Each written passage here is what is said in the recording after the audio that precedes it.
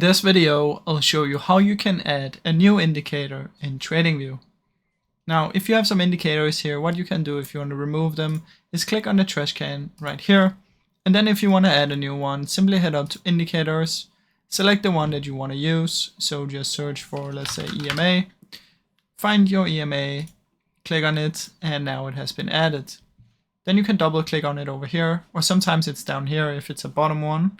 But just double click on the name and you'll be able to change it.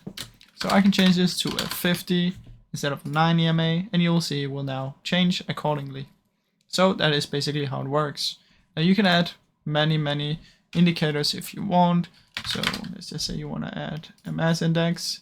As you can see, one will be down here, and you can change it to how you want. So you can add multiple ones if you want to, but personally, I don't like that, but yeah, you can do that if you want.